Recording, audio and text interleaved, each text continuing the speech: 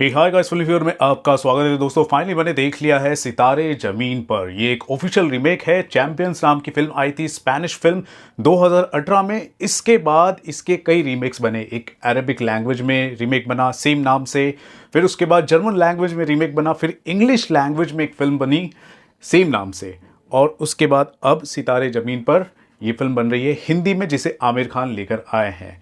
ये एक तरह से स्पिरिचुअल सीक्वल भी है तारे जमीन की, जो 2007 में आई थी। ये जो फिल्म है फाइनली अब सिनेमाघरों में आ रही है, और मैंने इस फिल्म को एक प्रेस स्क्रीनिंग के दौरान देखा है दोस्तों। जी हाँ, तो ये जो फिल्म है ऑब्वियसली एक रीमेक है, और जब भी मैं किसी फिल्म के बारे में सुनता हूँ, अनाउंसमेंट होता है और पता चलता है कि वो रीमेक है, तो उस फिल्म को लेकर मेरा जो ओपिनियन रहता है काफ़ी स्ट्रिक्ट रहता है, और मैं काफ़ी क्रिटिकल हो जाता हूँ उन फिल्मों को लेकर, क्योंकि मैं हमेशा से वकालत करता आया हूं कि जो ओरिजिनल स्टोरी होती है उस पर फिल्म बननी चाहिए, और हमारे इंडिया में ओरिजिनल स्टोरीज की कमी नहीं है। जी हाँ, लेकिन मैं इस फिल्म की अगर मैं बात करूं, जो टॉपिक उठाया गया है, स्पेशली चैंपियंस की अगर मैं बात करूं, जिन्होंने पहली बार ये मुद्दा उठाया था, तो ये जो मुद्दा है ना, एक्चुअली में बहुत ही बड़ा यूनिवर्सल है।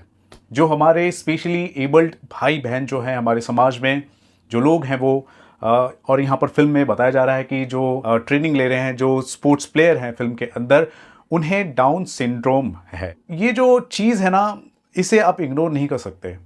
इसके बारे में बात करनी ज़रूरी होती है, और इस पर्टिकुलर टॉपिक से रिलेटेड अगर फिल्म बनती है ना, तो आप भले कितनी भी ज़्यादा आप क्रिटिकल हो जाओ, अगर इस टॉपिक से रिलेटेड भले ही रीमेक क्यों ना बन रही हो, और अगर अच्छी तरीके से रीमेक बनाई जा रही है, फिल्म जो है ना कनेक्ट करा देती है ना, तो आप जुड़ जाते हो, और भावनात्मक तौर पर भी, इमोशनली भी आप फिल्म से कनेक्ट हो जाते हो। तो यहाँ पर आमिर खान ने बहुत ही स्ट्रैटेजिकली इस टॉपिक को चुना है, और इस फिल्म पर उन्होंने बहुत ही ज़्यादा एडवोकेसी की है, और उन्होंने कहा है कि इस फिल्म को मैं थिएटर में ही रिलीज करूंगा, ओटीटी पर रिलीज नहीं करूंगा। तो इस बात के लिए आमिर खान को दाद देना पड़ेगा कि एक तो वो रीमेक बना रहे हैं, रीमेक पर वो इस फिल्म को लेकर वो वकालत कर रहे हैं, और साथ ही साथ वो ओटीटी का जो साइकिल होता है, जो आजकल ओटीटी प्लेटफॉर्म्स ने जो सिस्टम बनाकर रखा है, उसके अगेंस्ट खड़े हैं वो। तो इस बात के लिए मैं अप्रिशिएट करना चाहूंगा आमिर खान को। तो यहाँ पर हम टॉपिक पर आते हैं, फिल्म पर आते हैं। फिल्म हाईलाइट कर रही है एक ऐसी चीज को लेकर, जैसे कि हम अपनी लाइफ में इतने बड़े हो गए हैं, इतने मैच्योर हो गए हैं, लेकिन मैच्योर होने के बावजूद एक जो नॉर्मल होने वाला जो कॉन्सेप्ट है, इसे हमने गलत समझ बैठा है।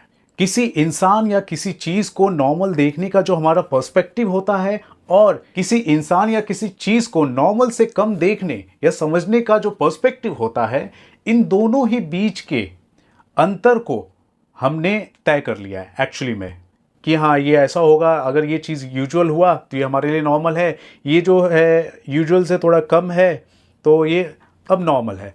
ये चीज़ हमने तय कर लिया है, जबकि नॉर्मल होने का जो कॉन्सेप्ट है वो पूरी तरह से सब्जेक्टिव है। यानी कि हर किसी के नज़रिए से नॉर्मल होने की जो परिभाषा होती है वो अलग हो सकती है। हम जो इंसान है हमारे लिए अलग हो सकती है, या फिर इंसानों में ही अलग वर्ग के जो लोग होते हैं उनके लिए नॉर्मल होने की परिभाषा अलग हो सकती है। लेकिन इस चीज़ की क्लैरिटी ये जो फिल्म है हमारे सामने प्रकट करती है, और इसमें बखूबी तरीके से ये जो फिल्म है खरी उतर रही है। तो ये चीज़ मुझे अच्छी लगी। उसके अलावा ये जो डाउन सिंड्रोम जिन्हें हुआ है, कहा यह जाता है कि इनकी जो सोचने की जो क्षमता होती है वो 8 साल से 9 साल के उम्र के जो बीच के जो बच्चे होते हैं, उस लेवल के उनके दिमागी तौर पर क्षमता होती है। लेकिन फिर भी वो जैसे भी हैं, जिस तरह भी हैं, जिस परिस्थिति में भी है, जो उनकी सोच है वो अपने आप में तो जी रहे हैं, लेकिन साथ ही साथ वो इंटेलिजेंट भी हैं। उनका एक इमोशन भी है, उसे भी हमें समझना पड़ेगा। कुछ बेसिक चीज़ों को हम भूल जाते हैं। हमारे अंदर का जो बचपना होता है हमने उसे भुला दिया है, लेकिन ईगो जब आता है तो उसे हम याद रखते हैं। रिश्तों में अगर कड़वाहट हो जाती है तो उस कड़वाहट को हम याद रखते हैं। जो चीज़ भुला देना चाहिए उसे हम याद रखते हैं, और जो चीज़ याद रखना चाहिए उसे हम भूल जाते हैं। ये सारी जो क्वालिटीज़ होती है ना, उन डाउन सिंड्रोम जो बच्चे हैं उनमें इंटैक्ट है, वो समझदारी है उनके अंदर। तो उससे हमें सीखने की ज़रूरत है।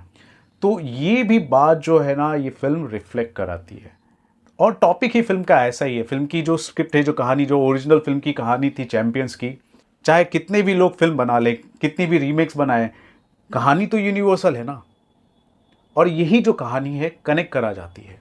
ज़रूरी नहीं कि आमिर खान ही फिल्म बनाते, कोई भी फिल्म बनाता, ये कहानी कनेक्ट कर जाती। फिल्म जो है एक हिसाब से कॉमेडी स्पोर्ट्स ड्रामा है, जिसमें स्पेशली एबल्ड जो बच्चे हैं वो ट्रेनिंग ले रहे हैं, बास्केटबॉल प्लेयर्स हैं वो सीख रहे हैं और टूर्नामेंट में पार्टिसिपेट कर रहे हैं और जीत भी रहे हैं। और ये सब देखते हुए, ये जो प्रोग्रेस जो हो रहा है उसको देखते हुए आपको मज़ा आता है।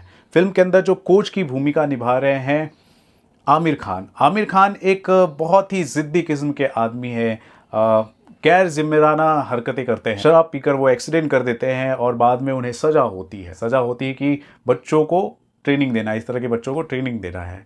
इससे काफ़ी हैरान परेशान हो जाते हैं आमिर खान जो कैरेक्टर है उनका। लेकिन फिर भी जब वो धीरे धीरे जब मिलते हैं, घुलते मिलते हैं उन बच्चों के साथ और कम्युनिकेशन होता है, जो जुगलबंदी धीरे धीरे जब शुरू होती है, वो देखने में मज़ा आता है। और इन सब के बीच जो भी कैरेक्टर्स है, जो भी किरदार हैं, जो स्पेशली एबल्ड लोग हैं, उनका बैकग्राउंड भी दिखाया जाता है और वो भी देखने में अच्छा लगता है। और उन बैकग्राउंड्स को देखते हुए, उनकी परिस्थिति को देखते हुए आप धीरे धीरे आप कनेक्ट भी होते हैं, आप उनके बारे में सोचते भी हो कि वो कैसे रहते होंगे। ठीक है, फिल्म का मेन मकसद ये है कि उन बच्चों के प्रति, इस तरह के जो लोग होते हैं, स्पेशली एबल्ड जो लोग होते हैं, उनके प्रति आपकी संवेदना बढ़े, उनके लिए आपका रिस्पेक्ट बढ़े और उन्हें भी नॉर्मल ट्रीट करना शुरू करें, लेकिन थोड़ा एक्स्ट्रा केयर के साथ।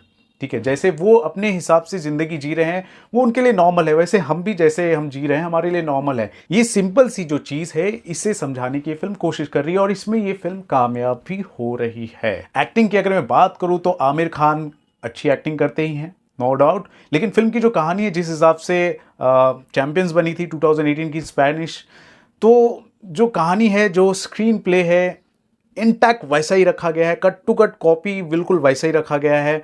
जो भी कैरेक्टर्स हैं, चाहे आमिर खान का कैरेक्टर है, चाहे वो जेनेलिया देशमुख का जो कैरेक्टर है, जो ओरिजिनल में रखा गया था, वो इसमें भी वैसा ही रखा गया है, लेकिन इंडियनाइज वे में, हमारे भारतीय परिवेश के हिसाब से रखा गया है। क्लाइमेक्स की अगर मैं बात करूँ, वहाँ पर थोड़े से चेंजेस कर दिए गए हैं ओरिजिनल के मुकाबले, तो ये अंतर है।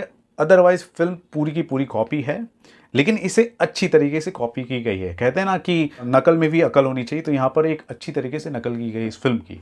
तो फिल्म की अगर मैं बात करूँ तो यार देखने लायक लगी है, मैं एंटरटेन हुआ हूँ। और पहले मैंने इस फिल्म को, चैंपियंस को मैंने देखा भी नहीं था पूरी तरह से, तो इस हिसाब से कहो तो फिल्म तो मैं पहली बार के नज़रिए से देख रहा था। और चैंपियंस की फिल्म की अगर मैं बात करूँ, या फिर इससे रिलेटेड ज़्यादातर जो भी रीमेक्स भी बने हैं बाद में, उनकी अगर मैं बात करूँ तो इंडिया में रिस्ट्रिक्टेड है, आप उन फिल्मों को आप देख नहीं सकते। तो आपको इस कहानी को देखना है, जो डाउन सिंड्रोम जो लोग हैं और जो बास्केटबॉल खेलते हैं, जो चैंपियंस होते हैं, उनकी कहानी आपको देखना है, तो आपको हिंदी में सितारे ज़मीन के वर्जन में आपको देखना पड़ेगा।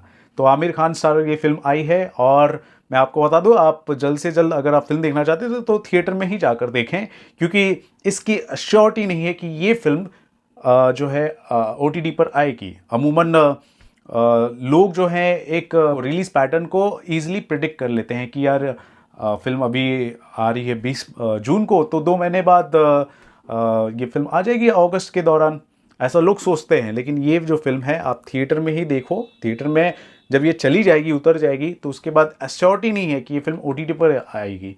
किस वर्जन में किस तरीके से आएगी आप सोच नहीं सकते। तो ये बात है इस फिल्म के साथ, और ये पहला एक्सपेरिमेंट भी है। तो अब देखते हैं किस हिसाब से ये लैंड करती है, किस हिसाब से ये एक्चुअली में खरी उतरती है।